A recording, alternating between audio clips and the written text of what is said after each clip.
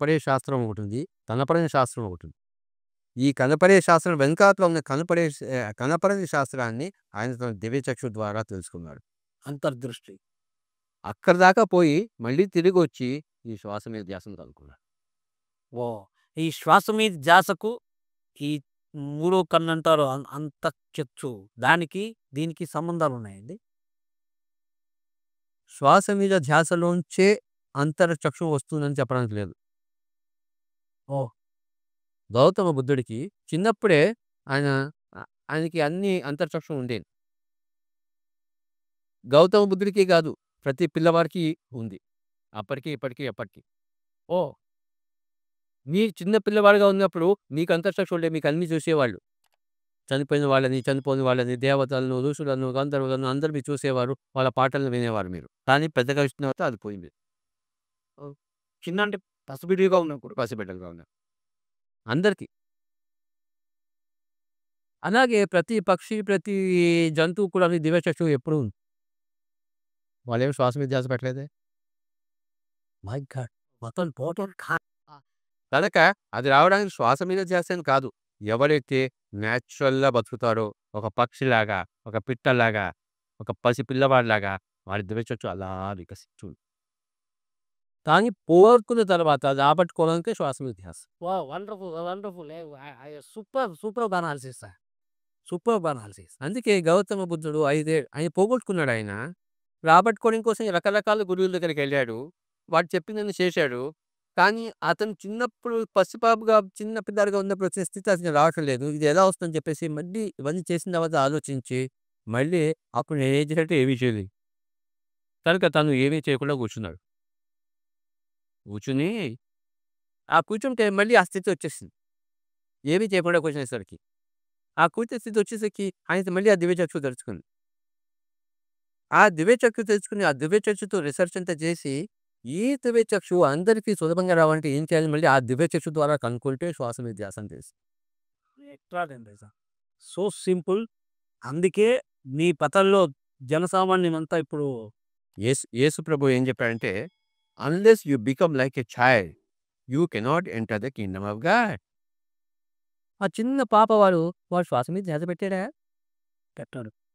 మళ్ళీ వాడు Kingdom of గాడ్‌లో ఉన్నాడే. అందుకే పసిపిల్లలే పరమాత్మలు అని, పరమాత్మ స్వరూపులు అని మన దగ్గర అంటాం. కరెక్ట్. ఆ ఆ విధమైన మనస్తత్వం కావాలి. అంటే నిర్మలమైనది. ఒక దర్పణం లాంటిది. ఓహ్! అది అది ఉంటే వస్తుంది. అది రావడానికి బెస్ట్ టెక్నాలజీ శ్వాస మీద ధ్యాస అని చెప్పేసి అది వచ్చిన తర్వాత కనుక్కున్నాడు గౌతమ్ బుద్ధ. అది తర్వాత అందరికీ చెప్పేసాడు. చాలా, అది మనం చెప్తున్నాం. చాలా అద్భుతమైన అనాలిసిస్ సార్. అంటే ఇప్పుడు శ్వాస మీద ధ్యాస పెట్టినందువల్ల ఒక ఒక పసిబిడ్డలాగా మనం అవుతాము. ఒక శూన్య స్థితి ఏర్పడుతుంది. త్యాగరాజు తన సంగీతంతో ఆ శూన్య స్థితిని సంపాదించుకున్నాడు. తాదాత్మ్యం చెందాడు. అప్పుడు ఆయన దివ్యచక్షు వేసుకుని రాముడు, లక్ష్మణుడు అందరూ కనపడ్డారు.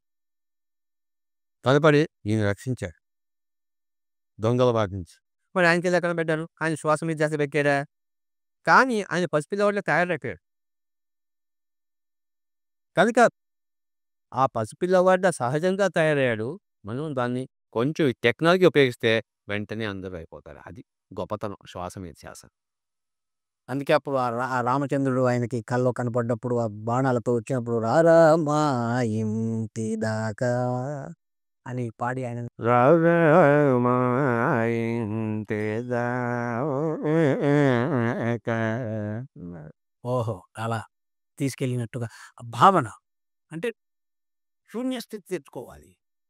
ఆ శూన్యస్థితి రావడానికి మంత్రాలు, తంత్రాలు, యంత్రాలు, తావెత్తులు, సేవ, రకరకాలు కఠోర తపస్సులు ఇవన్నీ కూడాను వాళ్ళ రిసర్చ్‌లో ఎంతోమంది కనుక్కున్నారు. కానీ బుద్ధుడు వాళ్ళు వాళ్ళంతా గ్రంథాలు చదివి అన్ని చేశారు. బుద్ధుడు తన దివ్యచక్షుతో తెలుసుకున్నది ఆ నా మనసు. ఓహ్! కనుక అవన్నీ ఏం అక్కర్లేదు. నీ శ్వాస మీద శ్వాస పెట్టు. నువ్వు చక్కగా ఆ శూన్య స్థితిని వెంటనే పొందుతావు. వెంటనే అంటే వెంటనే. ఆ! ఎవరైనా కూడా. ఎవరైనా గాని. దాంతో ఒక ఎవరైనా గాని అయితే కొంచెం తిరకాసుంది. అంటే మగవాళ్ళ కన్నా ఆడవాళ్ళు తొందరగా వస్తుంది. ఎందుకంటే మగవాళ్ళకి కొంచెం తెలివితేటలు ఎక్కువ కదా! Ladies first. అలాగే పట్టణాల వాసుల కన్నా పల్లె వాసులకి ఎక్కువ అవుతుంది. ఎందుకంటే పట్టణాల వాసులు కొంచెం అతి తెలివివంతులు కదా! అలాగే చదువుకున్న వాళ్ళకన్నా పామర్‌కు తొందర. లాజిక్‌లో ఆలోచిస్తారు. ఆ! నాలా. అందుకే చదువుకున్న వాళ్ళు కొంచెం అతి తెలివి కదా! గర్వం కదా! ఆ గర్వం లేకపోతే అందరికి వస్తుంది. గర్వం ఉండకూడదు. వీళ్ళు పిల్లవాళ్ళకి గర్వం ఉందేమిటి? ఉన్ మరి కొట్లాడుకుంటారు కానీ గర్వం ఉండదు. గర్వం ఉండదు, అహంకారం ఉండదు. కనుక అది సో, జీసస్ క్రైస్ట్ చెప్పింది unless you become like a child you cannot enter the Kingdom of God. అలా కావడం కోసము శ్వాసలు వేసేస్తారు. పెద్దగా అయిపోయిందట. ఓహ్! అది. ఇప్పుడు మరి గౌతమ బుద్ధుడిని మనం ఒక గురు సంప్రదాయంలో ఒక గురువుగా, ఆచార్యుడిగా ఒక గురువు, ఒక ఆచార్యుడు కాదు. మహా మహా మహా మహా గురువు. మహా మహా మహా మహా ఆచార్యుడు. ఒక గురువు ఒక సారీ, సారీ. అంతకన్నా ఆచార్యుడు, అంతకన్నా గురువు లేడు. ఆయన మొత్తం తన స్వానుభవంతో సాధించి అందరికీ స్వానుభవం ఉంది. కానీ స్వానుభవంలో కూడా పరాకాష్ట. మరిప్పుడు ఈ శ్వాస మీద ధ్యాస, ఈ చేతులు ఇలా ఇంటర్లాక్ చేసుకోమని చెప్తున్నారు. నేను ఒకసారి క్లాస్‌కెళ్తే నాకు తెలిసినయి. బట్ ఈ పిరమిడ్ అనేది దానికి ఈ బుద్ధుడు చెప్పిన ఆనాపానసతిది ఏంటి సంబంధం? ఏం సంబంధం లేదు. లేదండి? లేదు. మరి అది ఎట్లా లింక్ అప్? అప్పుడు ఏసీ రూమ్‌కి మనం కూర్చోవడానికి ఏమైనా సంబంధం ఉందా? సార్ సంబంధం ఉందా లేదా? ఏసీ రూమ్‌కి మనం కూర్చోడానికి సంబంధం ఉందా లేదా? లేదు. ఏసీ రూమ్ అంటే బాగుందా? ఏసీ అనేది వేరే టెక్నాలజీ. అది వేరే సైంటిఫిక్ టెక్నాలజీ. అలాగే పిరమిడ్ ఎనర్జీ అనేది అది ఒక వాస్తు టెక్నాలజీ అనుకోండి. వాస్తు అనకన్నా వస్తు టెక్నాలజీ అంటే బాగుంది. వస్తువు అంటే మెటీరియల్. ఓకే. ఆ మెటీరియల్ టెక్నాలజీలో ఏమవుతుందంటే material is energy. Matter is energy. Geometry is energy. అంటే ఒకానొక బెస్ట్ జియోమెట్రికల్ షేప్‌లో ఆ ఎనర్జీ అనేది అది తనలోనే తాను సుడిగుండంలో తిరుగుతూ వ్యర్థం కాకుండా ఉంటుంది. పిరమిడ్‌లో అది అలా ఉంటుందన్నమాట ఎనర్జీ. కనుక అలాంటి తనలో ఆ ఎనర్జీ బాగా అక్కడే స్తంభించిపోయి ఉన్న ఎక్కడ జారిపోకుండా అక్కడే స్తంభించిపోయిన ఆ ఎనర్జీ ఆ శక్తి క్షేత్రంలో మనం కూర్చొని ధ్యానం చేస్తే మన ధ్యానం అతి తొందరగా వస్తుంది. అందుకోసం ఈ పిరమిడ్ ఎనర్జీ. ఓహ్!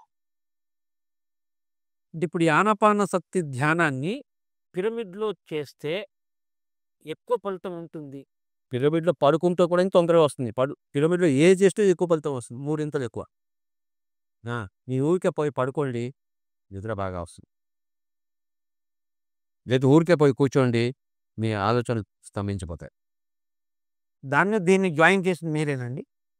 ఎన్నో చోట్ల చేస్తే దాన్ని ప్రచారం చేస్తున్నాను నేను ఎక్కువగా.